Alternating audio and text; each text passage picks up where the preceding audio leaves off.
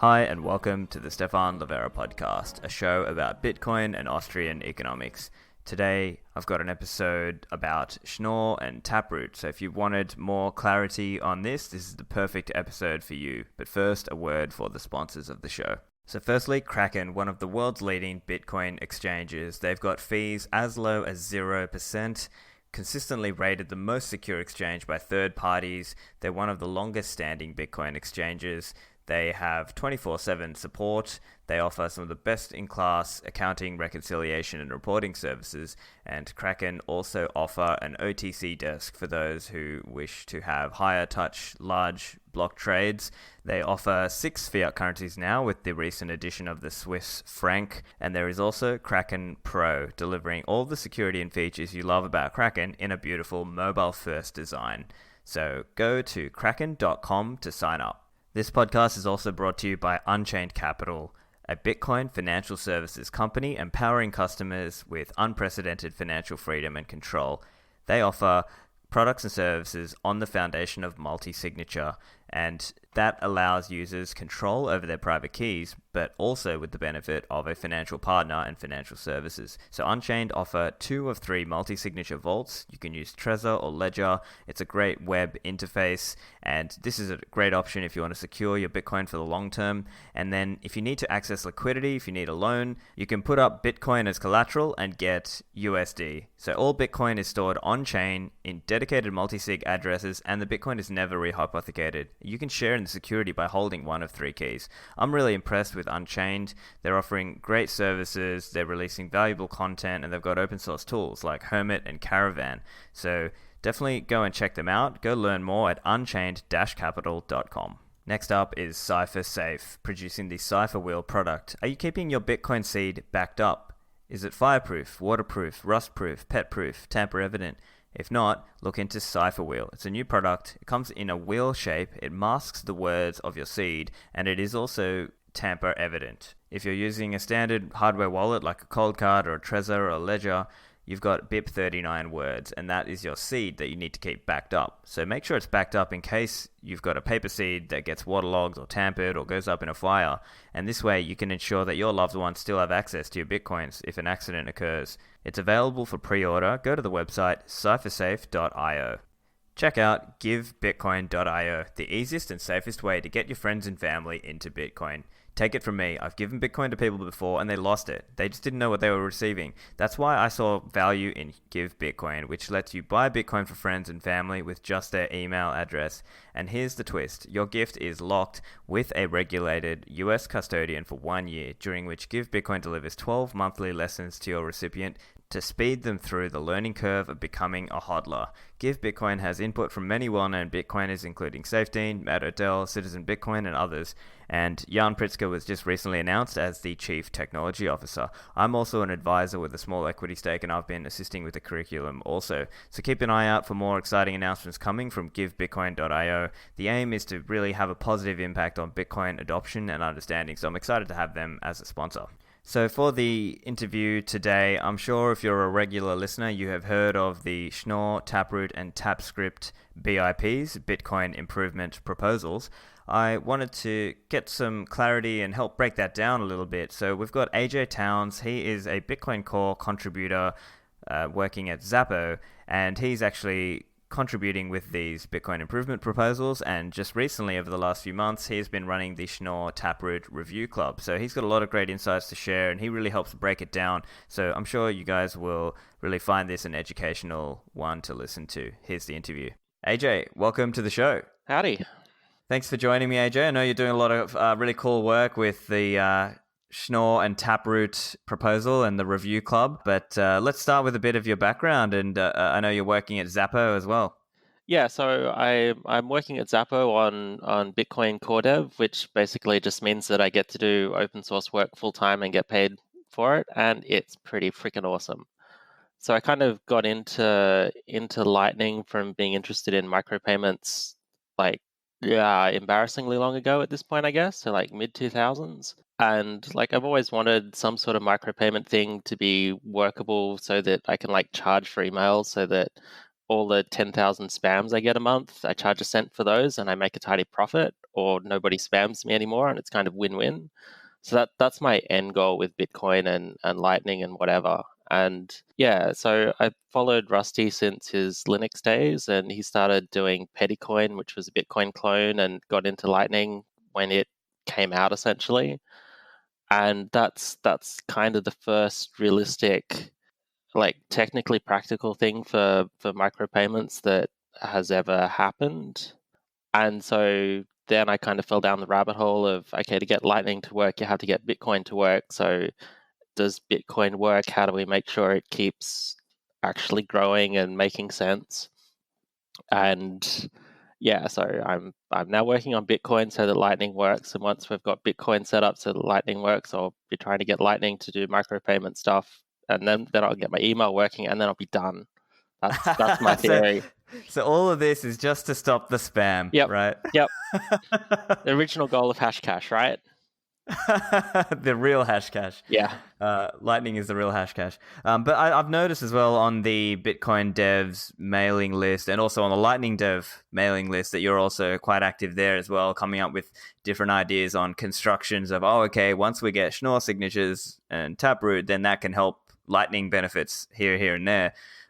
So that'll be cool to get into as well. But maybe we could just start with a bit more of a high level understanding around, what is Schnorr signatures and what's the application of it to Bitcoin? So the way Bitcoin works is you have transactions, and the way you ensure that only you can spend your coins is you have a digital signature on it that only you can produce. And the digital signatures that Satoshi chose, as far as I'm concerned, it was elliptic curves because they're short and efficient, and it was ECDSA because that's what OpenSSL implemented. And if you just use what OpenSSL implements, you don't have to implement something yourself. It's a pretty broadly accepted standard, and that's fine if you're just doing signatures and you want them to work. But the benefit of Schnorr is that you can do, as far as I'm concerned, the benefit of Schnorr is that you can do maths with them. So with ECDSA, to avoid the Schnorr patent, they came up with this complicated method that is kind of equivalent, but the maths is really complicated, and you can do a signature with it, but you can't do anything else. With Schnorr, you can essentially add signatures together. You can kind of multiply them by things. And if you add two signatures together, you don't quite get a signature out, but you get something pretty close. And basically, with that ability, we can have two partial signatures that you add together to get a real signature, and that starts making things like multisig not require as much space. Like instead of having two signatures to do multisig 2 of 2, you just have the one signature that's the addition of something else, but you only have to have the one signature on the blockchain, so it's half the size. And so Xapo does 3 of 5 multisig for its vault, or 2 of 3 for regular stuff. So if we can get Schnorr implemented and get that working, then that kind of halves the fees that Xapo will be paying, and we can do more complicated stuff than that. And in theory, if we can make it all work, it's pretty awesome. Awesome. And so the other component I've heard is that even the patent aside, that there was this idea of having it being battle tested and having been out in the wild and so on. Do you put much stock into that, or is that overrated? I wouldn't put it quite that way. It's more that because of the patent, Schnorr wasn't really used in industry. So you had like OpenSSL is a library that's written so you can just plug it in and use it. There's already a standard out there. Different libraries implement the standard.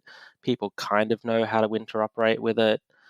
Whereas with Schnorr, there's papers on it, and that's kind of where it stops because you have to pay money to go any further than that.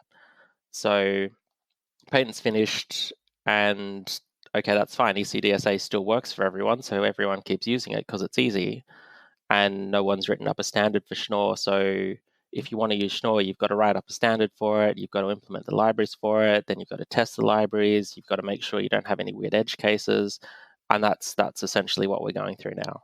That also brings to mind another common saying I've heard, and again, I'm no expert, but I've heard this idea of, hey, don't roll your own crypto, right? And that's like meant to be a really bad thing because it's really, there's so many ways that you can make a mistake. What's your reflection on that idea as applies to what we're doing now?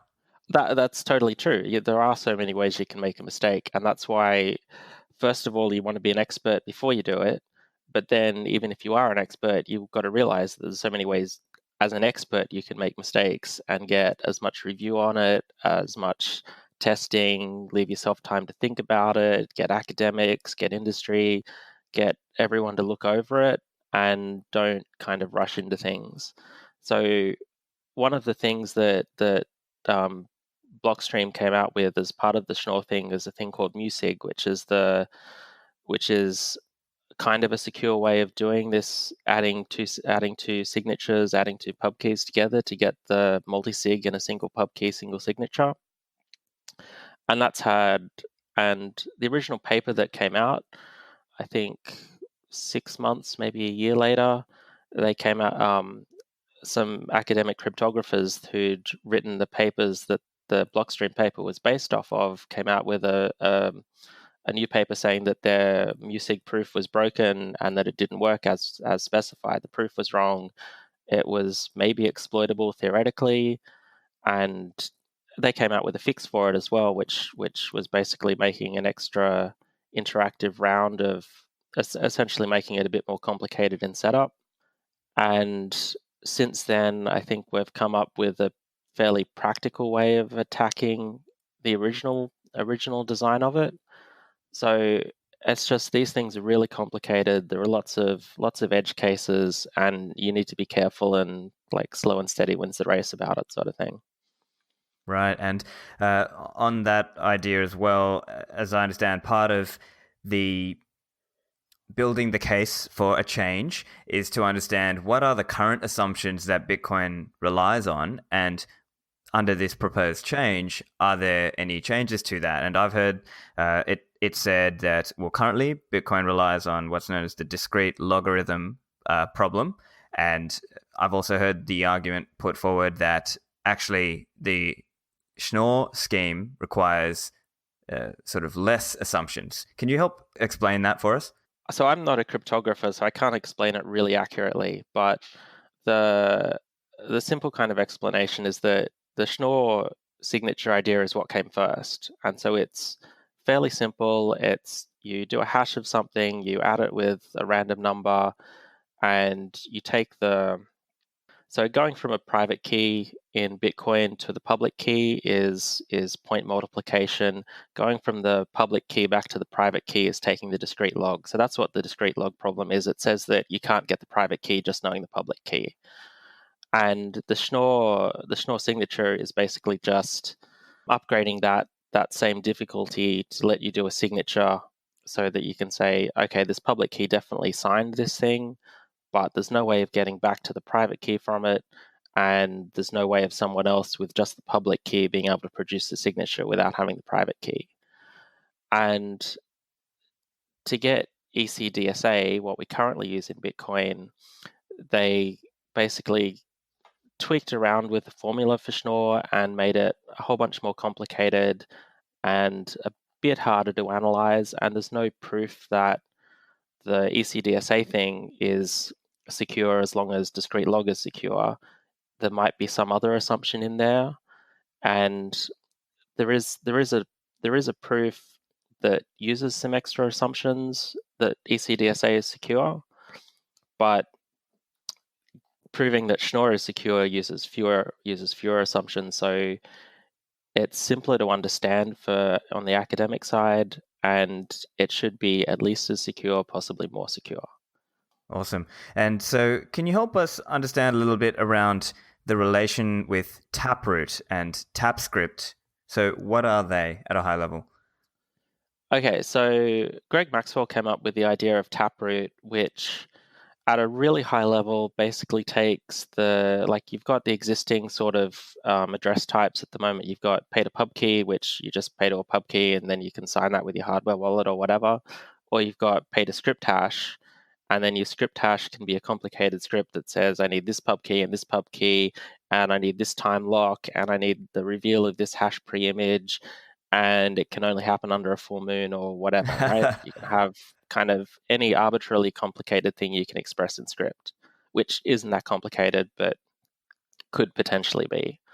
So Taproot basically takes the idea that if you do some of this fancy point addition stuff that Schnorr allows, you can combine the two in such a way that you either just pay with a key, so you've got a single address that works as a pay to pub key, but you've also got a way of pulling a script that was originally hidden in the pub key out and then paying with a script. So you can create an address that gives you a choice of either pay to pub key or pay to script hash, and you only have to decide which of those you use when you want to spend it.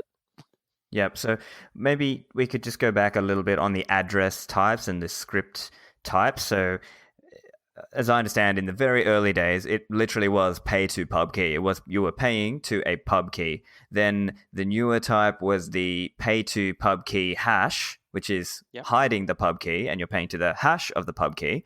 And then there was also P2SH, which is paying to the script hash, not the script itself. So that's a hash of the script. And then, as I understand, we would now have like a pay to Taproot output. Can you help me understand that part of it? Okay, so originally there was just pay to script. So you'd have to every Bitcoin UTXO in the blockchain would have a script in it which gives the rules that allow this coin to be spent. So it could be a multi-sig script, it could be a pub key check sig script, which is your pay to pub key. So you've got the actual pub key in there, and then you've got the check sig opcode in there. So pay to pub key hash is just a script that says, here's this hash. Now I want you to give me a pub key when you spend it, and then I'm going to hash that and check that it matches the hash that I provided in the UTXO, and then I want a signature, and then you're going to check sig that the signature and the pub key match the transaction that you're using. Then on top of that, we added a thing called pay to script hash, which is a magic template thing, so that it's not a script that would previously have been verified. It's just a hash and then check it. And so if you hadn't done the soft fork upgrade to pay to script hash, all you would have had to provide is something that matches the hash. You wouldn't have had to provide any signatures, anything that actually proves you own it, just the script itself. But the soft fork that implemented pay to script hash also added the extra rules that say that you've actually got to satisfy the script that you provide. So then the script says check multisig, and you've got to provide the pub keys and actually the signatures.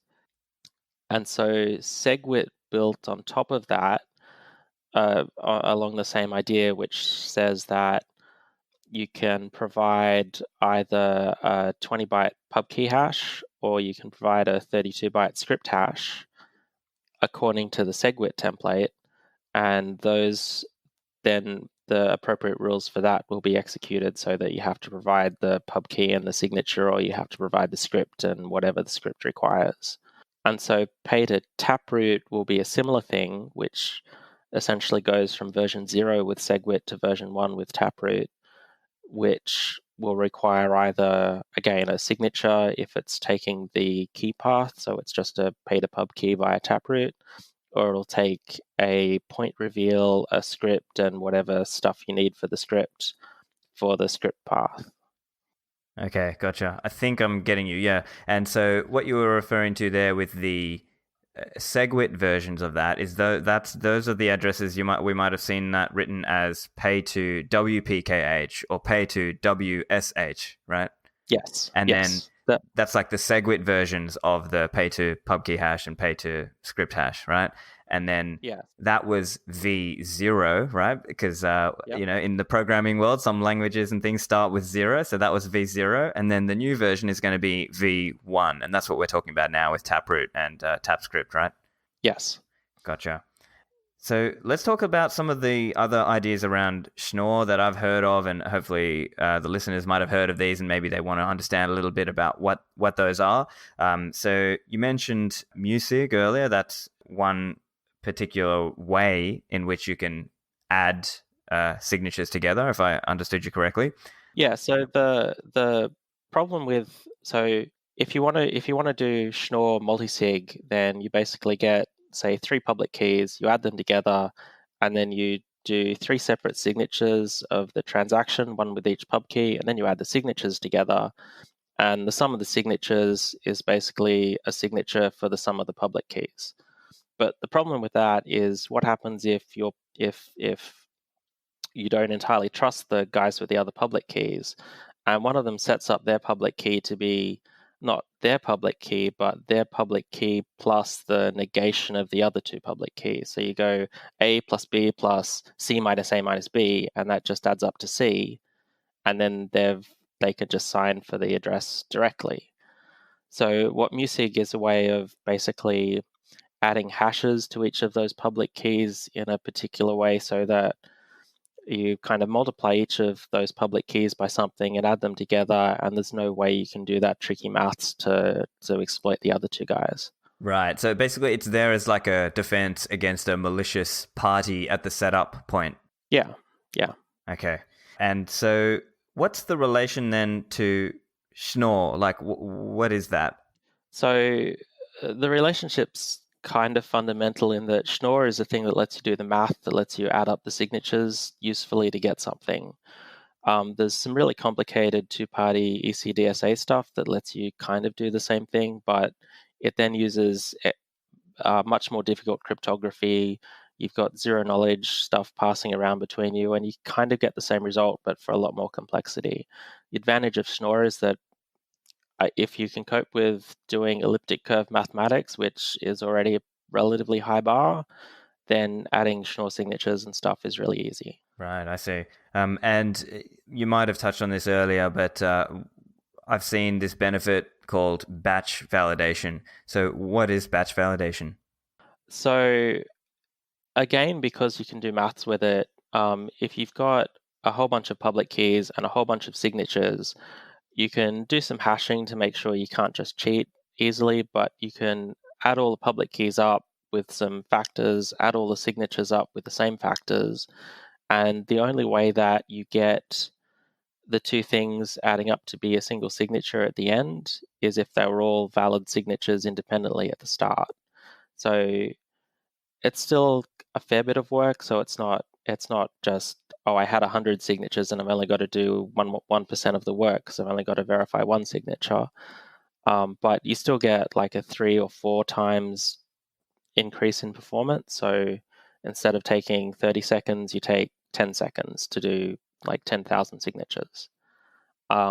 So that's a little bit of a benefit for just relaying transactions in the mempool, but if you're doing IBD, so the initial block download to get your full node set up, and you've got, I don't know, 3,000 signatures in a block, then you're cutting down the signature verification time for each block by a factor of 2 or so.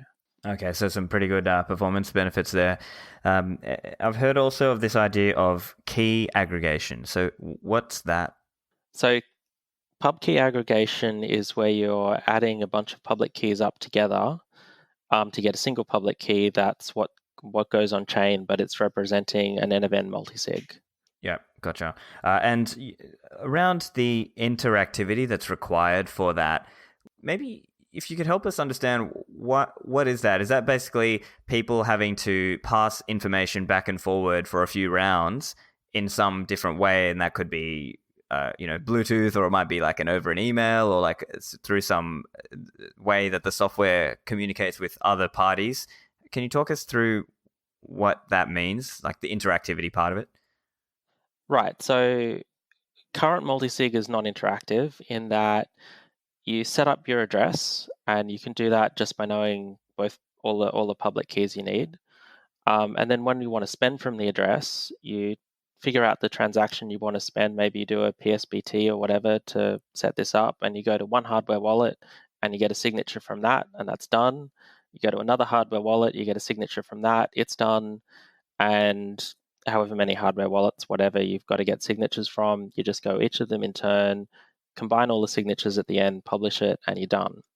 The challenge with Schnorr multisig is that you need to be interactive, which means that the protocol. So the original protocol they had was, this is the broken one, was just you go to one hardware wallet and you get the nonce from it, which is the first half of the signature. Go to the next one and you get the nonce from it, and the next one and you get the nonce from it.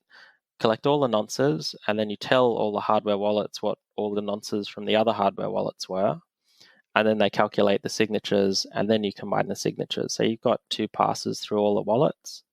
But then they discovered that was broken, and first of all, you need the hash of the nonce from each one, then you need the nonce from each one, and then you can get the signature from each one. And so you've got this three-phase interactive thing, and so Xapo has these fancy vaults in all places all over the world that our 3 of 5 multisigs are stored in. And so if we want to go to those vaults, we need to take the transaction down, go through all the security measures, and then get a signature back, which is fine for the non-interactive stuff. But if we want to go down once and we get a nonce back, and then we go down once, we get a hash of a nonce, then we take that back up and transmit it to all of them. Then we go down again and we pass down the hashes of the nonces from all the other vaults, and we get a nonce back. And then we come down and do it again. That's kind of painful. So that's the drawback of interactivity, and it's kind of a pain for hardware wallets, but maybe if you can plug them all into the same PC at the same time, then maybe that's okay. But if you've got deep cold storage, it's pretty hard. And so that's the disadvantage of MuSig. Like, it's much cheaper, it's much more private because you can't tell how many NFN you were using, but you've got to work through this burden of interactivity. Yep, and that's not just for the setup, but also for the signing and for the use. That's for every signature. Yeah. So the MuSig setup, you still just need the pub keys from everyone. The MuSig setup is pretty easy. If you're doing the threshold MuSig setup, where you're doing K of N instead of N of N, so 3 of 5 instead of 5 of 5, then you need interactivity at setup as well, and you've got to store a bunch more data. And the threshold MuSig is still kind of a researchy work in progress. Like, we've got something that works on paper, but going from that to a workable API that people can actually use is pretty tough. Wow, okay. So it might be a good time now to bring up threshold signatures then. So what is a threshold signature? So a threshold signature is just 3 of 5 instead of 5 of 5. So in the academic world, the multisig is everybody has to sign it, and then a threshold multisig is some number or more of them have to sign it. And then with Schnorr and Taproot, is there any implication there, or is that basically the same part you were explaining earlier? So you can do so with the MuSig, where you end up just adding all the public keys and then adding the signatures. You can do a thing called Lagrangian interpolation, which you might have met in like first year mathematics analysis at university or something, maybe in high school. And it's just, you've got a polynomial. You make a polynomial of degree 3 out of your 5 points, and you solve it by having any 3 points. And the maths is well known. It's basically the same stuff behind Shamir secret sharing.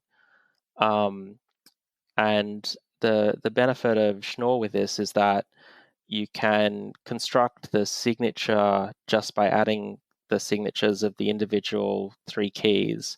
You don't have to ever actually reveal the private keys, so you can keep using them afterwards without having to trust. But the disadvantage is it's really complicated. Like, just writing out the maths for it is pretty complicated. There's extra storage, and yeah, we basically just don't have a good API for it yet. Okay, gotcha. And what are adapter signatures? Okay, so adapter signatures are a form of what we call a scriptless script, which is Andy Polstra's term for. So taking a step back, the scripts that Lightning use.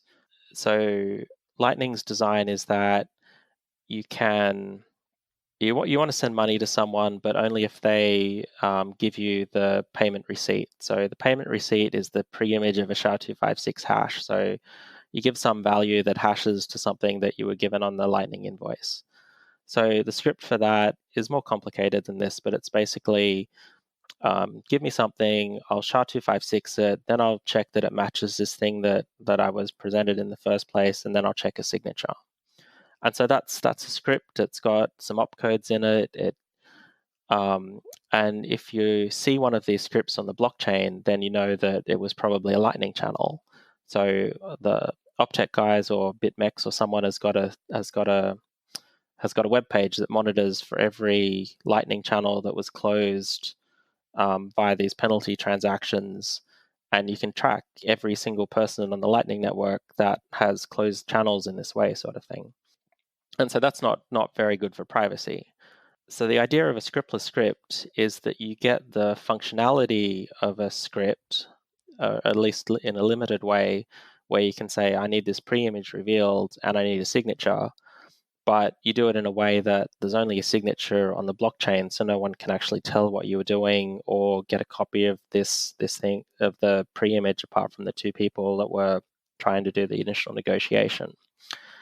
And so the technology we use for that's an adapter signature, which is so I mentioned that the signature is composed of two values. There's an R and an S. The R is called the nonce.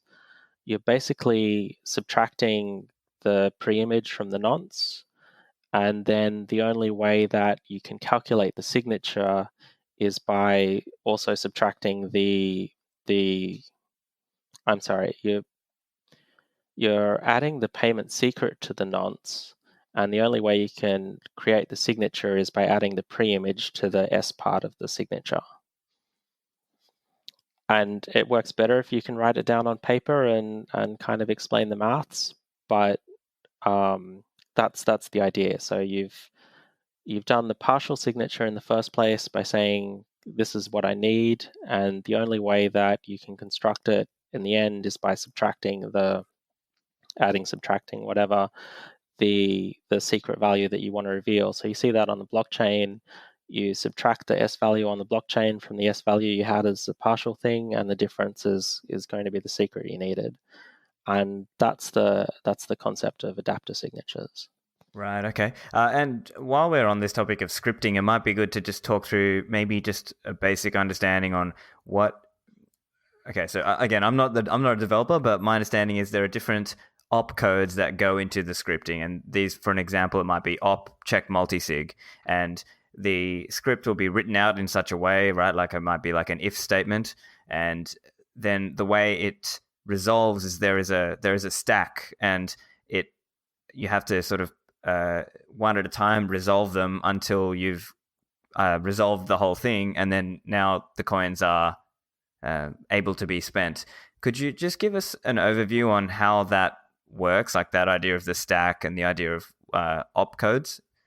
Yeah, so it's a forth-like language which works pretty much as you described. So you provide a script and a witness stack when you're spending the SegWit outputs, and so the witness stack is, I don't know, like a stack of face-up cards. So you can see the one on top generally, and you can take it off, or you can put something else on top, or you can cheat and you can look underneath one.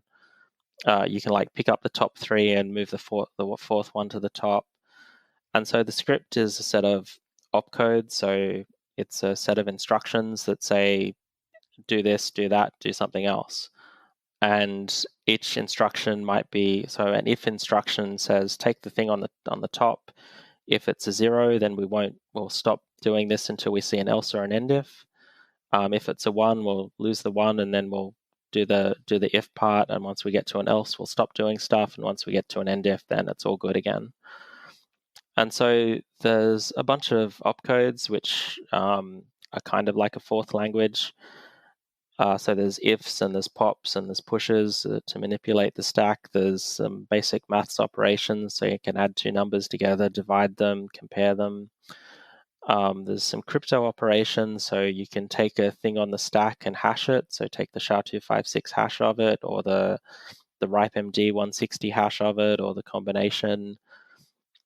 What else can you do? There's an alt stack, so you can take something from your regular stack of cards and move it to a different stack of cards, which you can then build up and then move back, and that's about it. It's not a very exciting operation. And yeah, you can have these are just instructions that are defined in script, so we can do a soft fork and add operations, or we can do a soft fork and disable old ones.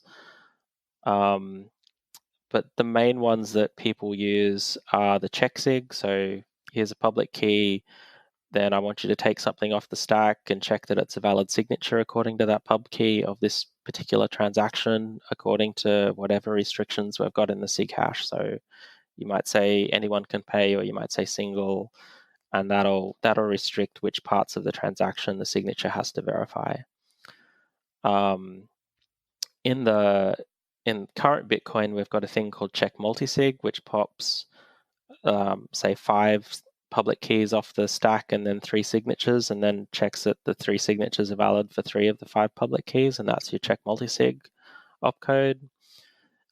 Because of the batch validation stuff, we're changing that to separate opcodes, so that instead of one check multisig opcode, you'll have 5 check sigad opcodes. So you pop a public key and a signature off the stack. If the signature is just null, then we won't do anything.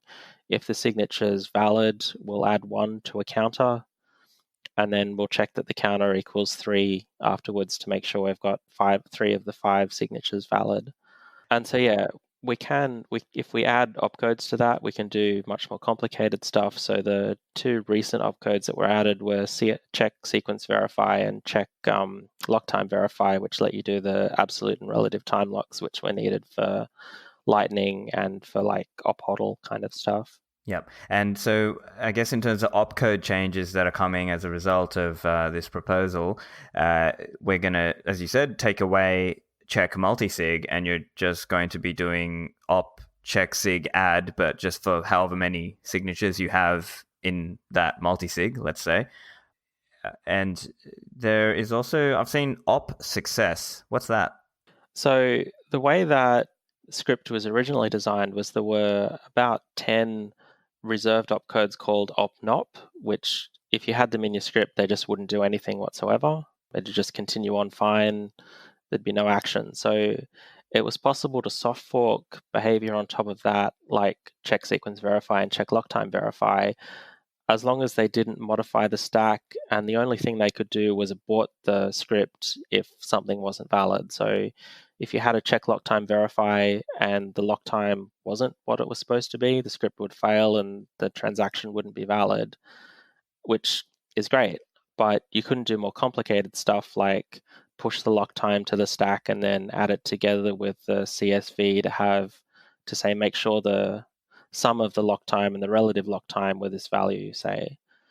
And that kind of limits the upgrades you could do. So because we're doing a completely new version of the witness stack, it lets us make arbitrary changes to script. So what we've decided to do is keep all the normal opcodes just doing what they're currently doing, apart from the check multisig.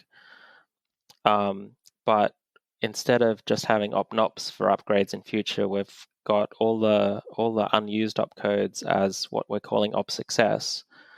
And so as soon as you see an op success in the script, that's just an automatic success at the moment. And what that means is that any behavior we have at all will only make the script fail because it was an automatic success. And so that means we can soft fork in pretty much any behavior we want for future opcodes. So it's a much more flexible approach.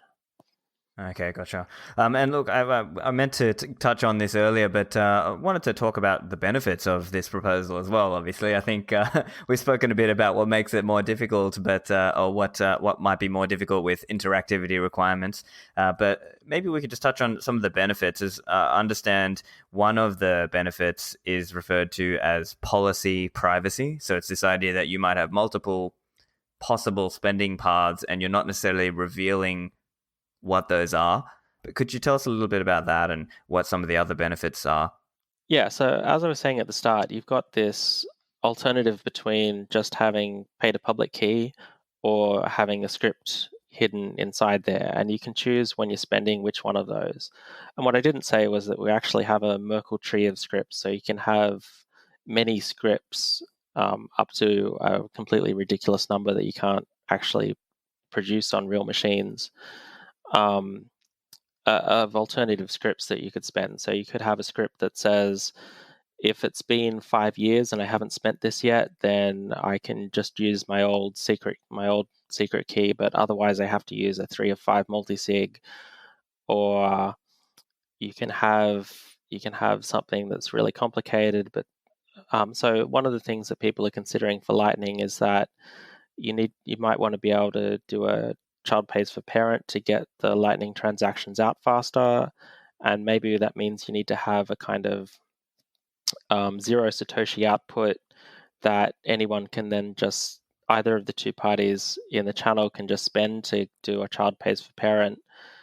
But if they don't need to do a child pays for parent, then you want the option to have a miner just claim the UTXO so it doesn't pollute the UTXO set forever. And you can have with a Taproot setup, you can have all those different options at essentially no expense if you don't use them.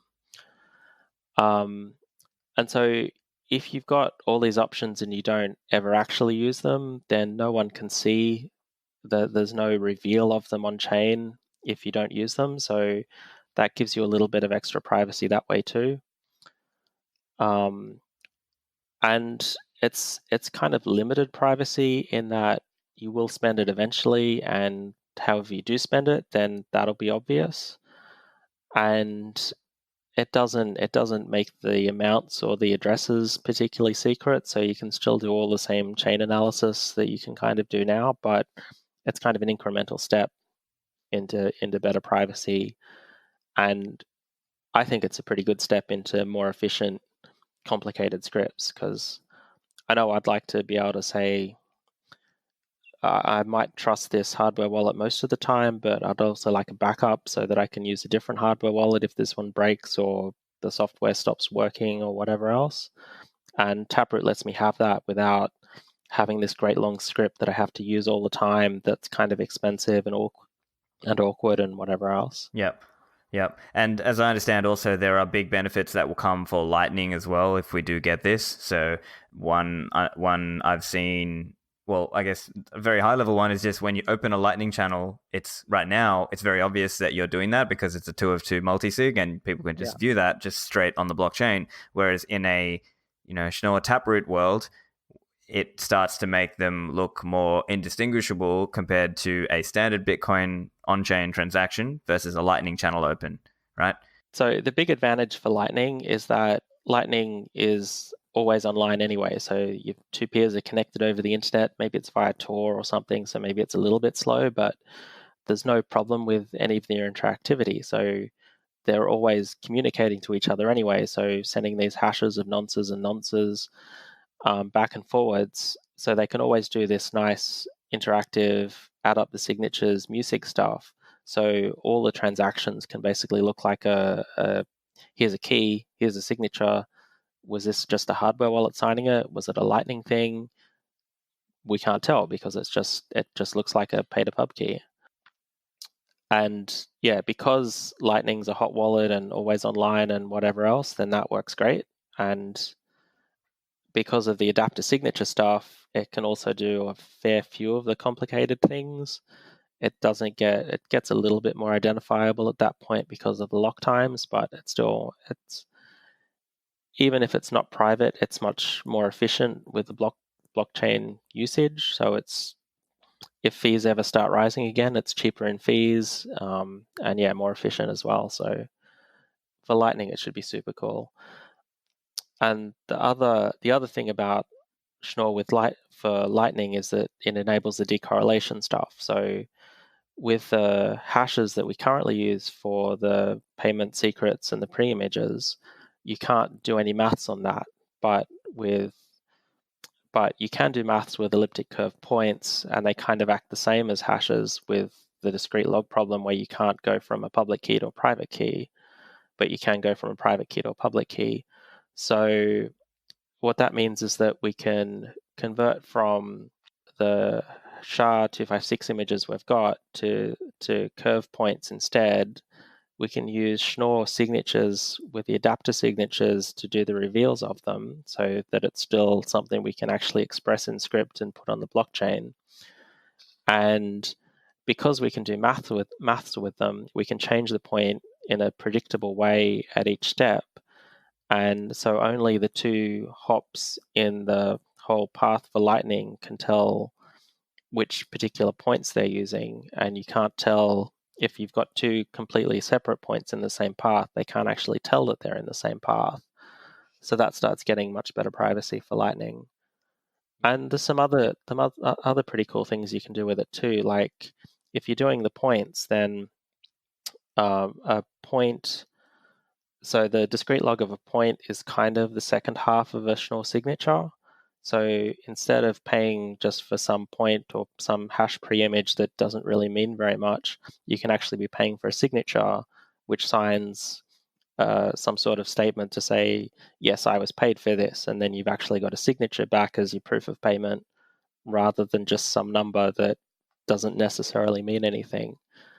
And I don't know, in theory, you could take that signature to a court and say, yep, he signed that if I paid and then he hasn't delivered, and you've got actual enforcement of Lightning contracts in the real world, maybe. Right. That's my theory. Right, yeah. So let me just summarize again. So currently, Lightning Network uses HTLC, hash time lock contract. And then, as you're saying, in the Schnorr Taproot world, we could move to PTLC, point time locked contracts. And then the currently right now, there's this thing called payment correlation. And what we want is payment decorrelation, meaning that it adds a little bit more privacy to the way we're routing our payments across the Lightning Network, correct? Yes. Yep. And I think the other one, I'm just thinking back to my earlier interview with Rusty, we were talking about atomic multipath payment or multi-part payment. And one of the, I think, sticking points or debating points there was around how can we retain proof of payment? And as I'm understanding from you, it's more possible to retain proof of payment in a multi-part payment scheme using this, right? So the multi-part payment stuff that they have at the moment, the base amp stuff, that retains proof of payment, but because it's the same hash that goes through every step in every path of the multiple paths, that means that every single one of those steps can know that it's the same payment. And if you block at one point, then maybe that blocks the entire payment, or maybe it risks you spending slightly more than you thought you were going to be spending or something else. With the points and the decorrelation, you can have every step in every one of those paths get a different point that only at the time it gets to the person you're paying all comes back to revealing the same single discrete log pre-image, whatever you want to call it. And so that still retains the atomicness of the payment, so it still reveal a single secret at the end and collect all of the payments, and that propagates all the way back through. But it has the decorrelation so that, okay, I've got this point with this amount here, and I've got this completely different point with this completely different amount here on this separate path. Are they the same payment going to the same person? Are they different payments going to different people? Are they different payments going to the same person? You can't tell just from looking at it, whereas at the moment you can tell just from looking at it. Yep. So I guess to summarize that, then it's basically saying with this new proposal, if we get it in, then it gives us both payment decorrelation and multi-part payment, or we can get that, right? Yeah. That's kind of the summarized, I guess, way to put it. Whereas right now we don't have that. So another cool thing I've seen is apparently Taproot helps with getting SIG hash no input, which enables L2. So could you just speak to a little bit of that? So the original plan for no input was to use the next SegWit version and upgrade checksig and have an extra flag in the SIG hash that does the no input that gets support for the features that gets L2 whatever. While we were doing so, part of the design goals that we had were the design priorities that we had for Taproot was to try and get this stuff in because obviously everyone or a whole bunch of people really want it and it's been thought about for years and it kind of makes sense. But we kept getting into little, does it go this way? Does it go that way? Is this going to be a problem? And we couldn't quite get it to the point where we were comfortable with it as we are with the rest of the proposal. And so what we've ended up with is a feature where when the checksig operation pulls a public key from the stack, it'll say, okay, if the public key is 32 bytes, like the regular public keys that we're using for the rest of Taproot, then we'll do a Taproot checksig and check that it's valid and whatever else. But if it's a different size, so if it's 33 bytes, say, then if we see a signature for it, we'll just assume it's valid, and that means that we can soft fork in changes later that support different rules for it, so it can support the no input stuff. And so that seems like it'll be a really easy upgrade path for this sort of stuff. And that's kind of the reason we haven't had no input so far. It's because the upgrade path has been do a new SegWit version, which means trying to get all the other features that people might want to prioritize in at the same time and coordinating that and making it all happen. And so that's why there's been BIP 118 just sitting there, not progressing. It's like there's been code for it, there's a kind of plan for it.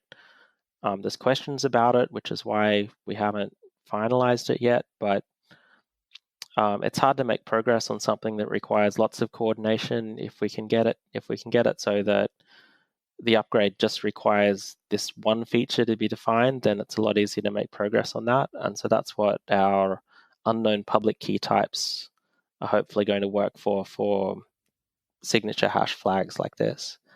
And so we've got update to the no input proposal that I've been working on with Christian that is defined in terms of these features and looks like it should work for L2 as spec'd.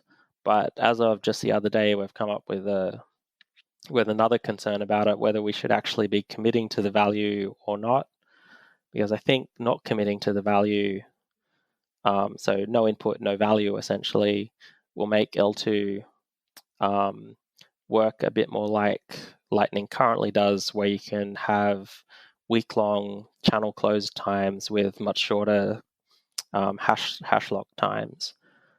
And so, yeah, we're still debating that on email, and we'll see how that goes. But I think we'll have a pretty solid plan for no input any about, I don't know, first quarter next year maybe. And how long it takes to actually go from that to working code is like acceptable working code is another matter. But yeah, because L2 makes like backups of Lightning channels much more trustworthy, kind of. Like it just takes the risk of running Lightning channels down. Yep, gotcha. Would you mind just giving us maybe just a high level of what no input is and how that helps with Lightning and that idea of trying to force it to update on the latest channel state update and not allowing people to broadcast an old channel state? Yeah, so I'll go the other way around. L2, the idea is, so in Lightning, you've got a bunch of channel states that you call a commitment. And so you want to send a payment or route a payment or whatever, you update the commitment to say that, okay, as long as the hash is revealed, then the payment goes this way, or as long as the timeout's revealed has passed, then the payment goes the other way. And so you've got this history of commitments to the Lightning channel that goes back for however many payments you've made, however long you've had the channel open. Could be at this point, I guess it could literally be years in the time that some people have had channels open on mainnet. And if you've had a lot of activity, there's a lot of updates. And so you don't want to have to keep all of these updates forever. And the way that Lightning works at the moment is that if you publish any old update, then you lose all the funds in the channel. And that's fine if your server is completely reliable, but if you somehow do an update and then your node crashes and the update wasn't written to disk and you reboot up and you've got the previous update and you can't reconnect to your channel and they're not closing it and you close it and then suddenly they reappear and they take all the money, then that's like, it's not a high probability risk and we're all hashtag reckless and whatever else. So it doesn't kill the whole concept, but it's kind of annoying if you want to take it to kind of mainstream production-y stuff. And so the L2 approach is that instead of saying that if you publish an old transaction, you lose all the money, the idea is if you publish any old transaction, any old commitment from the state, whether it be 5 seconds ago or a year ago or whatever, then the thing that the other guy can do is publish the new state on top of that. So any more recent state. So they publish it from a month ago, then you publish it from 2 weeks ago, then they publish it from 1 week ago, and that doesn't make sense. You always would publish the most recent version you have is the only thing that makes sense in a game theory kind of way. But the problem is, to do that, you need to have a transaction with its signature that will be valid for any of these older transactions and potentially any path through these older transactions to get there. And all those old transactions, and if they have a different path to get to them, that means that they'll have a different transaction ID. And at the moment, every signature we do commits to the transaction ID. So you'd have to have a different signature for every different state to get to the current state. And that means you've got to have storage that just grows every time your state grows and is completely unreasonable. Whereas with no input, it doesn't commit to the TXID. It just commits to saying that essentially it commits to whatever you want it to commit to in script, but it commits to this was a previous state in the same channel, and as long as that's the case, then this signature will be valid, and other signatures will be valid on top of it. And so the no input feature lets you do that so that you only have to have basically one signature to move from any previous state to the current state. And because that's just a signature, it's not a secret in any particular way, it means you can give that signature out to other people, and then if you're offline and they see an old state replayed, they can publish the transaction for you. Right, watchtowers. Which gives you, efficient watchtowers. Right. So as I understand, in the current model, watchtowers are not as efficient because, as you said, they've got to save all of these states, whereas in the L2 world, it would be cheaper computationally or hard drive space wise for them to do that. Yeah, so at the moment, the watchtowers have got to have a reaction transaction to any previous state that's been out, which is good for privacy because there's no real way for them to say, oh, this thing that I've been given and this thing is all for the same channel, so I can tell how frequently the channel's updating. But it's terrible for disk usage, reliability, whatever. With the L2 world, they just have to have a constant amount of stuff for the current state, which does let them see how often a channel is being updated, maybe, but that's kind of all they get to see. Yeah. And actually, while we're here, do you mind explaining us the difference between the sig hash no input and any prevout? So they're different names for the same concept. When we were working on the Taproot stuff, that was suggested that no input isn't quite accurate because it really does sign some parts of the input. So that it can be any prev out rather than no input kind of made sense, but they're the same thing. And I think the current no input BIP will be updated once we've resolved this stuff to be any prev out. So that should resolve the slight weirdness there. But it's just a different name for the same thing. Gotcha. Okay, gotcha. And so there's been this review club going on. Can you give us a bit of an overview? What happened with that, and what was the objective of it? I guess let's start with. Yeah, so anyone listening to this podcast so far has probably got an idea of how complicated all this stuff is. So we were, myself and a few others were on IRC on basically an OpTech channel saying, okay, what's the next steps for this Taproot stuff? How do we get it making progress? Like, what are we trying to do? Are we trying to do like workshops with people or what? And so we threw a few ideas around, and one of the things that John Newberry's been doing has been the Bitcoin Core pull request review club, which has been going really well. So he was on the channel, and I forget quite how it came up, but we said, well, what about a review club sort of thing?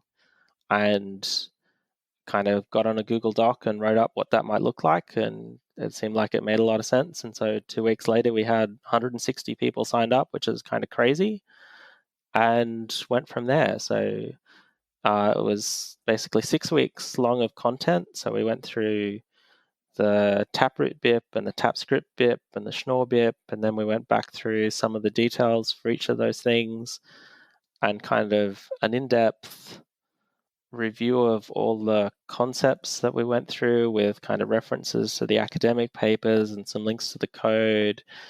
And we broke everyone up into little study groups so that they'd in theory have a meeting once or twice a week on IRC or on Slack or on video chat.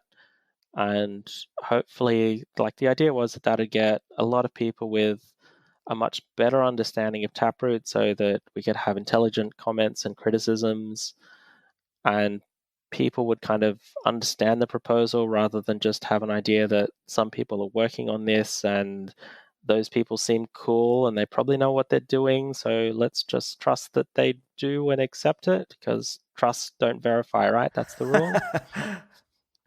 And yeah, so we had like the first couple of weeks where we were doing the, I don't know, I don't want to say high level overview, mid level overview, where we didn't go into all the horrible details.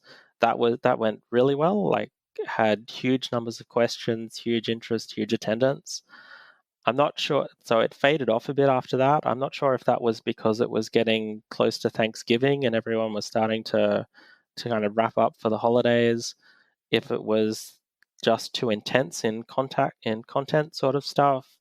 If there was maybe too much like surveys and stuff getting sent around. But it faded off to like about, I think 20 or 15 people made it all the way through. And I would kind of have been happy if only 8 people had signed up in the first place. So that's still pretty good, but 160 down to 20, whew, I don't know, that's a lot of attrition. Yeah, I guess. Look, it's pretty complicated stuff. I'll be honest. I was doing a lot of reading myself, and I still struggled. So tell us a little bit about how it went. Did you get much criticism? Was there much constructive feedback? So there was very little criticism. Like, one of the things we're concerned about is so rather than having pay to pub key hash, we're having a Taproot public key as part of the output. So you've always got the public key there, and public keys in elliptic curves are vulnerable to, like, I won't use quantum supremacy because that apparently doesn't actually mean anything. But if you have effective quantum computers, then there's fast ways. If you actually have effective quantum computers, which is like a long way away, but if you imagine that you did, then you have fast ways of going from your public key to your private key. And if you have a hash in the way, then that kind of makes that more difficult, but not in any effective way. So we were pretty worried about that, and have thought about it a bunch. And I know Peter's made some Twitter posts and stuff about why it doesn't make sense to think of that as a protection.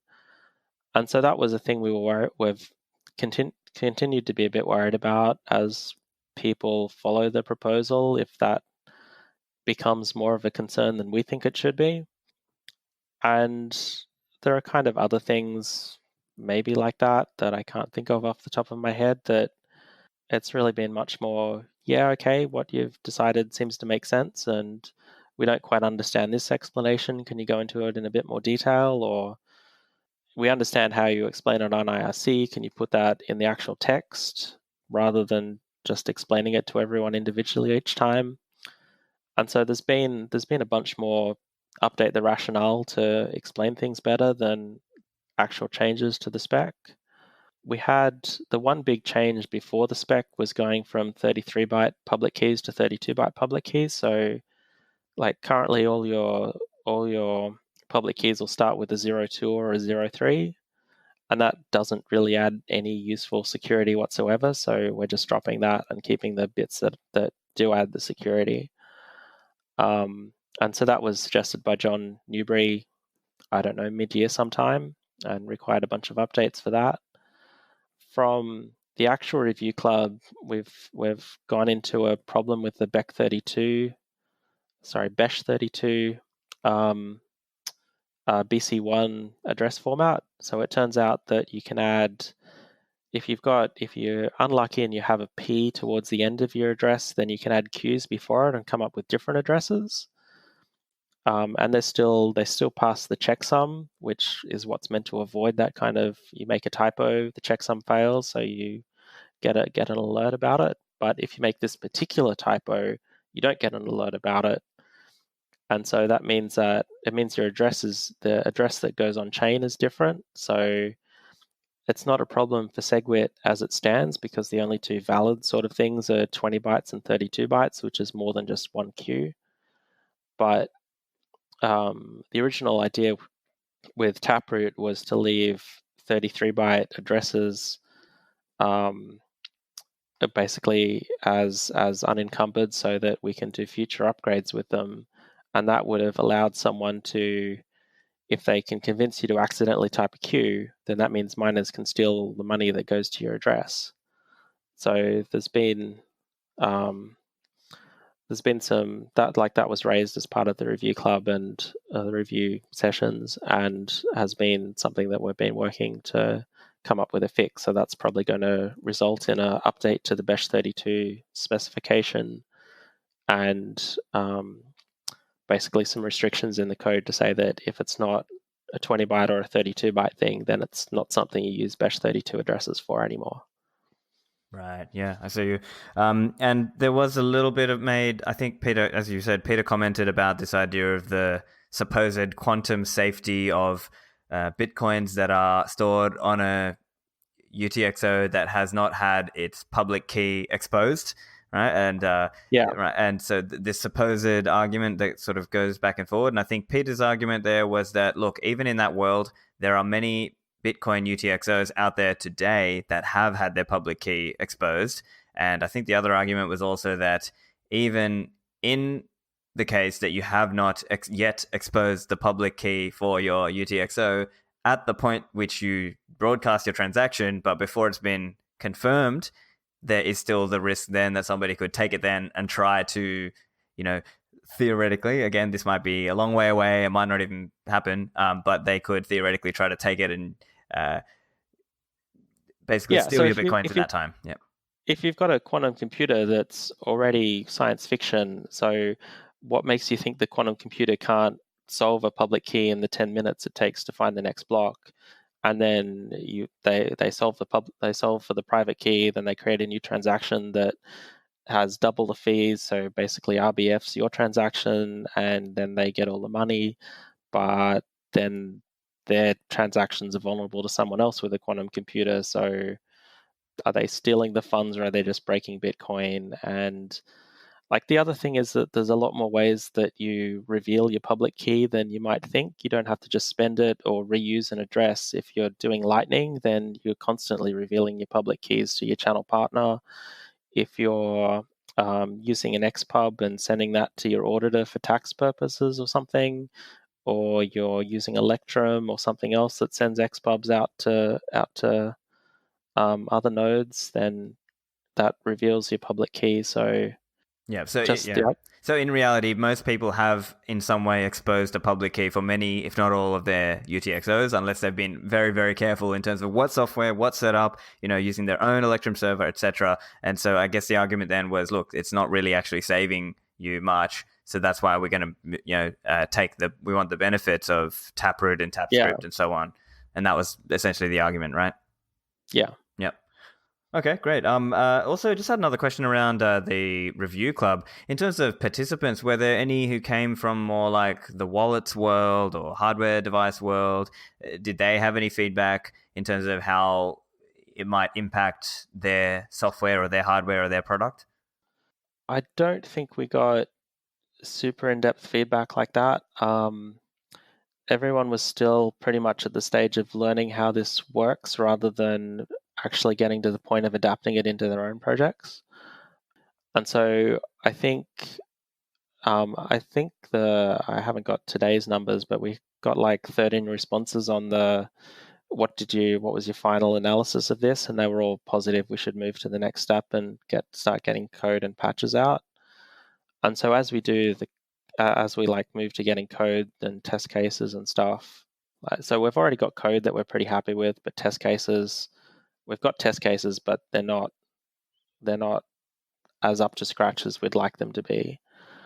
So I think the next phase is probably going to be doing lots more test cases, getting people to help break the test cases or find ways of breaking the code that the test cases don't catch, and setting up a test net, and then getting the test net for people to actually integrate with their software, I think will be more interesting. So we mostly had I think we can work out cool multi-sig things to do in our use cases for this, but only at the on paper level, not at the writing code, finding all the little problems that there might be with that. Let's talk now about upgrade pathway. So as you were touching on there, test cases and so on, what would an upgrade pathway look like and what's been proposed?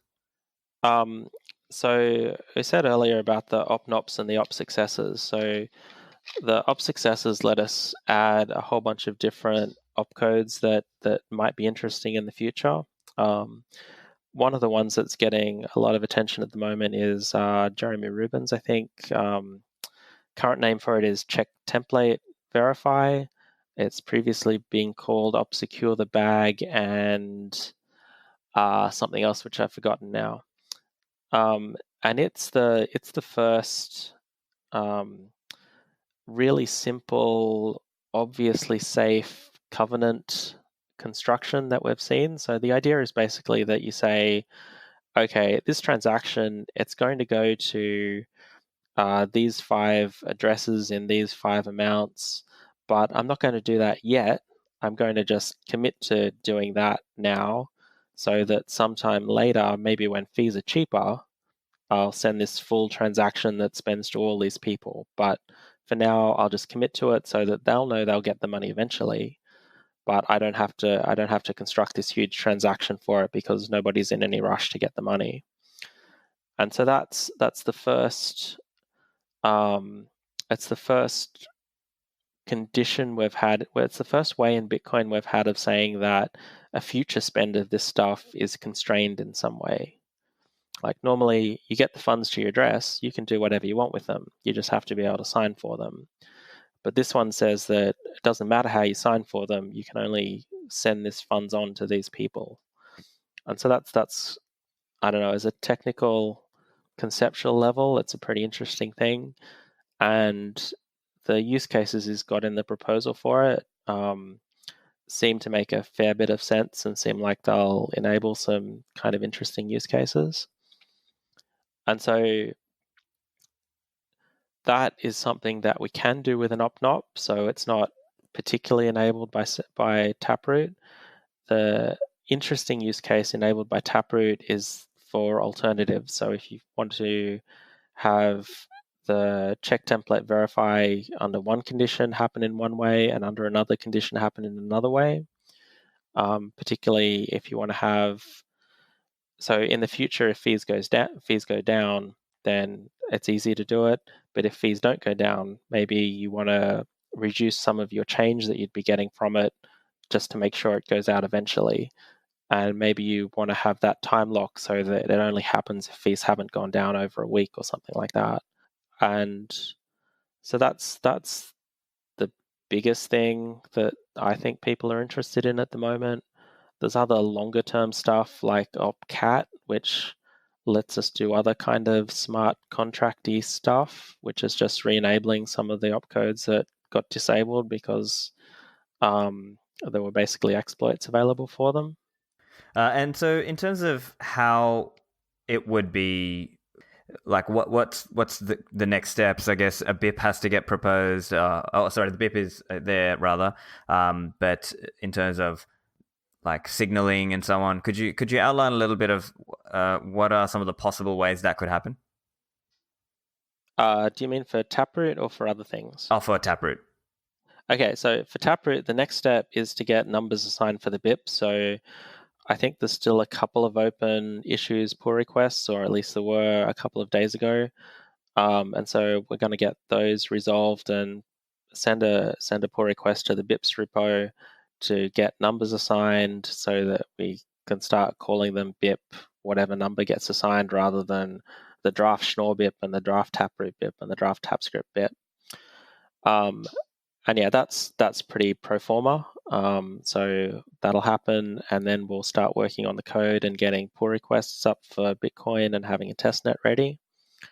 And I don't expect that to result in major changes, but who knows? Maybe it will. Like, you've got to leave that possibility open. And so we'll get the code worked out, and hopefully people will do some trial. Can we make a testnet version of Lightning work with these payment points with this design of Taproot and Schnorr and whatever else? And so once we've got all that done, that'll result in a pull request to Bitcoin. So we'll have the code in Bitcoin, but it won't be executed. So it'll be there so that it can be enabled via version bits or whatever in future. And the idea behind that is so that the code's there. It's no longer a major change to Bitcoin to activate it and release it, so that we can have these discussions about UASFs and whatever else without that having a huge impact on the code and therefore taking forever to get in and causing more delays. And yeah, we've kind of deliberately not discussed exactly how activation will work because that's it's something that the community has to decide, and B, it's something a lot of people in the community have very strong opinions of. So it's probably going to be a Twitter flame fest or whatever about it. And I know just in private discussions, there's people who strongly disagree with me. So I don't know if I can say there's strong disagreement amongst lots of people, but so I at least feel like I'm going to argue about it. So I imagine that means lots of other people are going to argue about it too. Well, what's your position then? What's your thought on it? Well, I think, like, on the good side, I'm in favor of UASF, so I like the BIP 148 approach. And a bunch of people didn't like that. They thought it was too risky. And it was indeed very risky. And whether it's too risky is a judgment call. And I thought it was the better choice amongst the possible options. Other people don't agree. And so which approach we take is going to require some resolution of that potential disagreement. But the other thing is, I don't think there's any possibility of wrecking miners setups in the way that SegWit wrecked ASIC boost setups if hypothetically anyone was actually using it, because nobody's admitted to it, I don't think. So I don't think there's going to be the same actual opposition that there ended up being to SegWit. So in practice, I think the whole UASF argument won't actually matter, won't practically matter. It might be good to have as a reserve or as a policy thing to make sure that problems don't happen again next time we do stuff, so that we've got this way work twice, we'll just do it the third time sort of approach. But my suspicion is that effectively just have a BIP9 upgrade that'll work great and smoothly and everything will go fine. But there'll be huge Twitter arguments before we get to that point. I don't know. Yeah. So could you just outline for people who don't know, what is a BIP9 activation? So every block that comes out has a version number associated with it. And the original approach to soft forks was that you'd go from version 1 to version 2 to version 3, and each of those versions would be a particular soft fork that got enabled. And there were two problems with that. One is that if you're doing that, you kind of use up a version every time and you might run out of versions eventually. Like you run out of versions after 4 billion of them, but Bitcoin's meant to last forever, so that could eventually happen, right? But the other problem is that what happens if you say that if one of these soft fork fails, so you say, okay, version 5 is going to be Taproot, and so if you've got a version higher than 5, Taproot's enabled, but then we discover this huge problem with Taproot and we don't want to actually activate it. If we then come up with a better something that we want to upgrade as version, we can't do any number greater than 5 because that would imply that Taproot's enabled. So we're kind of stuck, and at that point, as soon as you propose an upgrade, you have to have it accepted, otherwise you can never do an upgrade again. And it just wasn't a well-designed kind of system. So in, I guess, 2016, we moved to a thing called version bits, where instead of having a version number assigned to a thing, we temporarily assign a particular bit in the 32-bit version field. So check sequence verify was the first one that used this, I think, which was, I don't know, bit 0, I guess. And SegWit used maybe bit 2. And so the idea is that while we're working out whether we're going to activate the deployment, miners will signal on a particular version bit to say they've upgraded, and they'll be able to support mining these transactions and enforcing the rules. And once all the miners have done it and hopefully everyone supports it, then at a particular threshold of signaling on those version bits, the rules will start getting enforced forever, and then those version bits no longer have to be set, and then they can be reused for a future upgrade later. Yep. And so then that's the BIP9 approach. And then what would a UASF approach look like as opposed to that? So I think we will always want to have miners signaling just so we can see that they've upgraded or not. But the approaches proposed for SegWit were BIP, I think, 148 and 149. 148 just said that as of the start of August 2017 or whenever, every single miner has to signal for SegWit, and otherwise their blocks are invalid. So the idea there was that, okay, we'll definitely pass the threshold if everyone signals, and if we just drop the blocks that don't signal, well, that's the miner's loss and their risk, so that probably they'll end up signaling, and that's, as it turned out, what happened. And the other idea was the BIP 149 approach was, okay, our deployments failed because miners have been opposed and we couldn't really get consensus. So what we'll do is we'll wait till that properly finishes in November, and then we'll have a new deployment of SegWit, which will just automatically activate at the end of, I think, November 2018, I guess. And if miners do come around and start signaling before then that's great. We'll activate it sooner. If they don't, it'll just activate at the end. And so that was codified as BIP 8, I think. So BIP 9 is minus signal and it goes in or it doesn't. BIP 8 was minus signal, and if they don't signal, it definitely goes in by the timeout. And I guess the big question with deploying these things is you don't want to ever have, as soon as the deployment starts, then everything's set in stone and you know it'll activate at some point, because you want there's always the possibility that the code is buggy or that the plan is wrong, and someone will discover that and we'll just want to back it out and fix things. And so we want to make sure we've got an option for that. And so at the moment, the option for that is we tell all the miners, hey, this is a really bad idea. You don't want to activate this.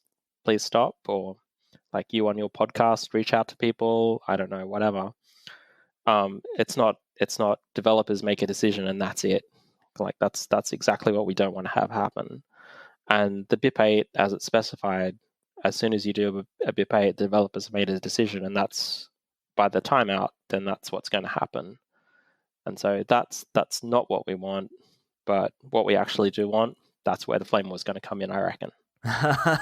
Okay, yeah, and from a risk point of view, the risk is also is the risk then that the network splits and that there's two unknown, like it's unknown which one is that the risk in your view, or what is the risk then in your view under the UASF scenario? So if you have a legitimate UASF with everyone having kind of looked at the proposal or talked to experts they trust to look at the proposal, like everyone's discussed it and has opinions, and the vast majority of opinions is that it should be good, then that sort of UASF, I'm not concerned about the risks. Like I think everyone's clear on what they want to do, where they want to end up, have looked at the ideas fairly thoroughly. Like there's always going to be some risk that there's some unknown that's going to bite you in the butt, but like that's the best you can do. You've got lots of people, lots of different viewpoints, and they've all decided that yes, this makes sense. The risk if you don't have that, like I mean, there's a risk that if you don't actually have everyone on the same page, you've just got a noisy majority on Twitter or something, then you haven't actually looked at stuff in detail, and kind of that's mob rule, whatever you like, and can go wrong in that way. If you've got developers making the decision, then that's the, I don't know, bureaucracy or the elitist whatever that's not really taking everyone's opinions into account. So like that's that sort of risk. And there's just the general, if the code's wrong, then like we could be losing money, or people could be stealing money, or you might not be able to spend your coins because there's some bug that makes stuff not work right. And a lot of those things in a change like this is stuff that we could back out with more development effort. So I think there's ways of mitigating all those risks, but it's kind of better to take the time, make sure as many people as are willing to look at things in as much detail as they're willing to, and kind of get as much consensus as we excuse me, as we possibly can. Yeah. Because I mean, it's a consensus protocol, so getting consensus kind of makes sense, right? Of course, of course. So, are there any takeaways that you want listeners to take away from listening? Any key areas that you would like them to look at and go away from with this?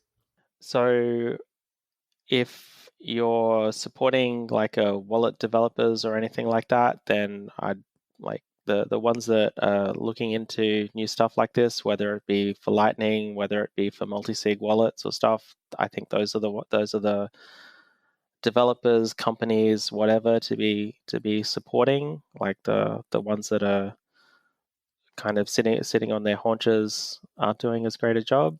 But um, as far as I'm concerned, like the better people understand this, the better everyone is going to be. And if listening to a podcast, that's an awesome step. If you're up to reading the BIPs or reading other articles about stuff, then that's great too. If you're up to writing code or reviewing code, then that's even better. I know there's at least a few developers that are supported by kind of sponsored Patreon sort of arrangements. So supporting those guys is great. Just being supportive on Twitter and not like saying good job or asking technical questions is more constructive than getting in flame wars, I find. I don't know. But yeah, like I think this is pretty cool.